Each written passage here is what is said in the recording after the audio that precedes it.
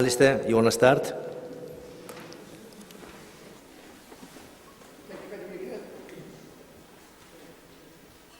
Good afternoon, everybody, and I will be as quick as I possibly can to keep up with the timetable.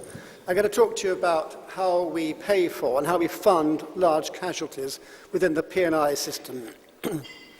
So, principally, we fund large claims using the international group's pool and the reinsurance system, and then we need to look at how the costs are allocated and what the trends for the future might be.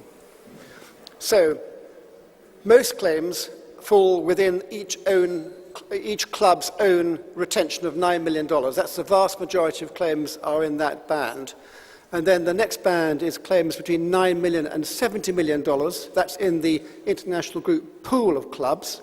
And then a very small number of claims go each year into the reinsured layer, which is from $70 million to $3 billion. So it's a very small number of claims, but of course the claims in that layer are large.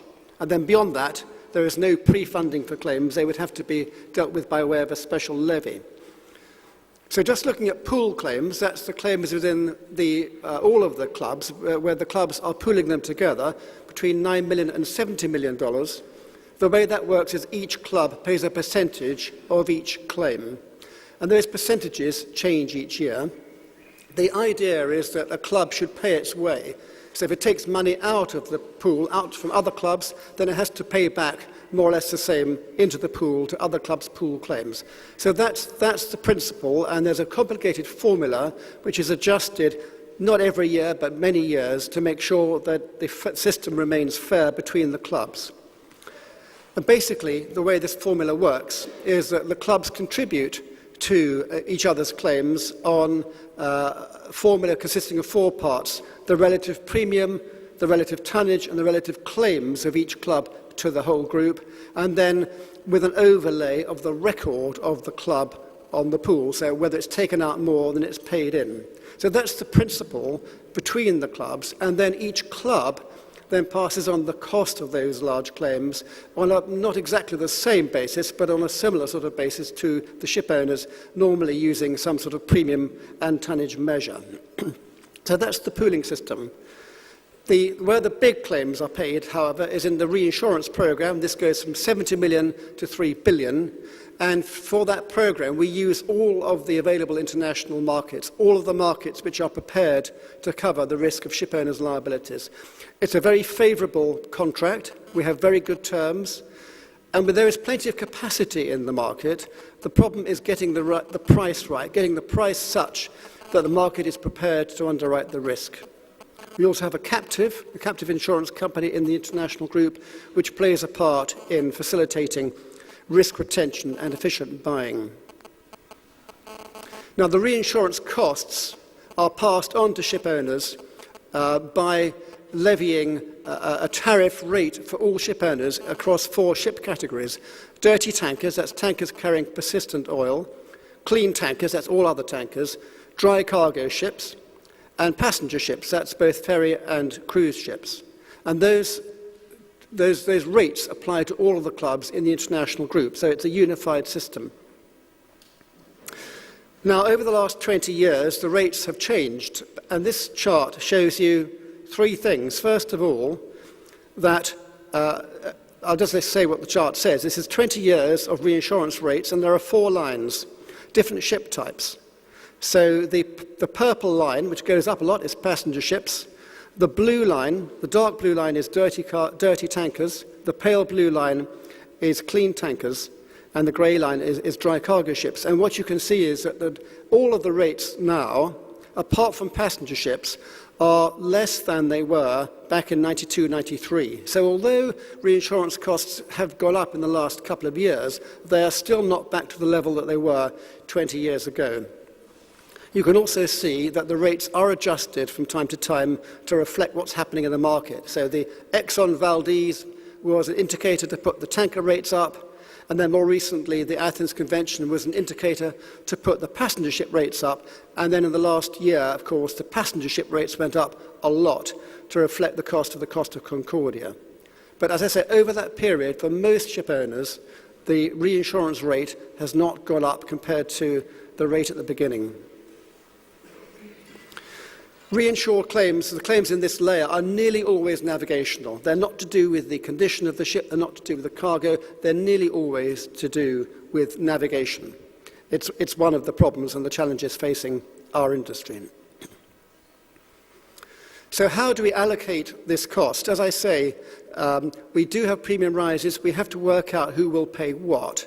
And the rates are based on a tonnage basis, so the ships are rated per gross ton.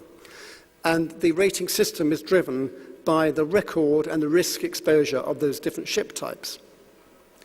The real problem we have to grapple with is that the large casualties, the very large casualties in that reinsurance layer, are very few, and they're very volatile, and they're very random, and there is not enough data, there's not enough claims to build up a proper statistical pattern to enable a scientific allocation of cost.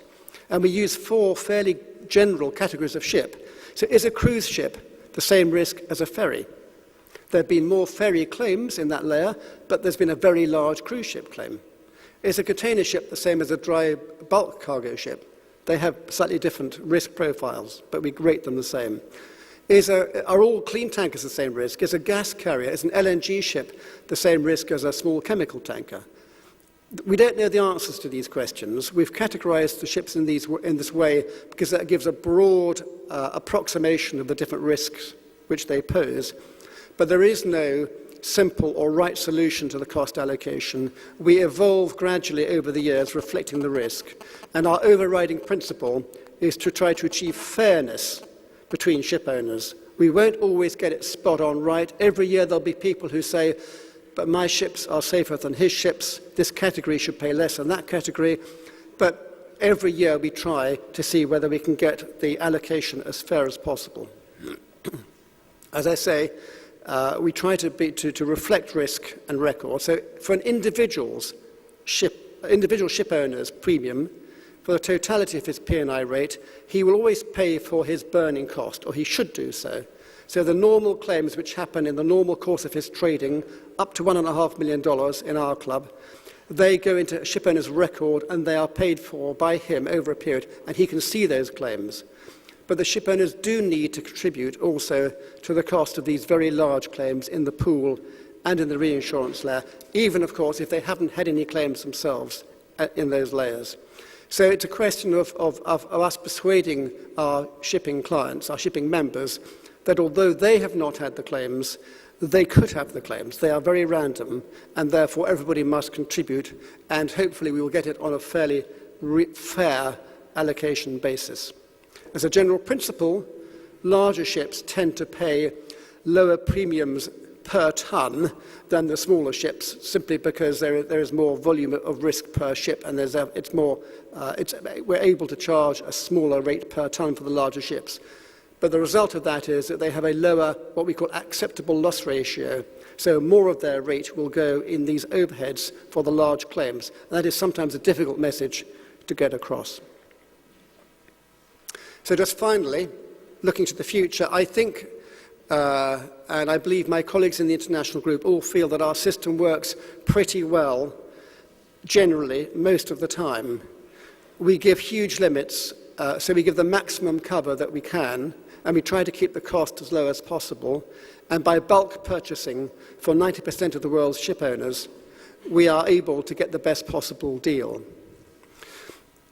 The large claims have gone up in cost and frequency, there's no doubt about that. We've seen a lot of wreck removals, not just the Costa Concordia. There have been a lot of very expensive wreck removals recently on different types of ship, and that is pushing the overall cost of these large claims up.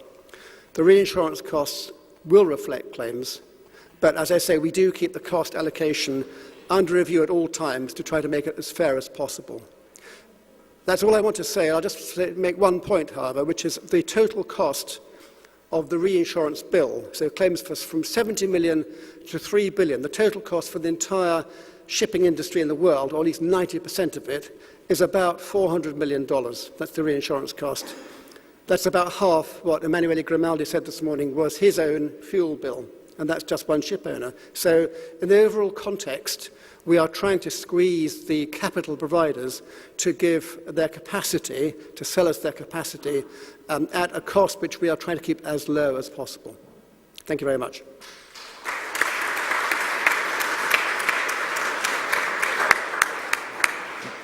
Great job, Alistair. You stayed exactly within the 10 minutes allowed.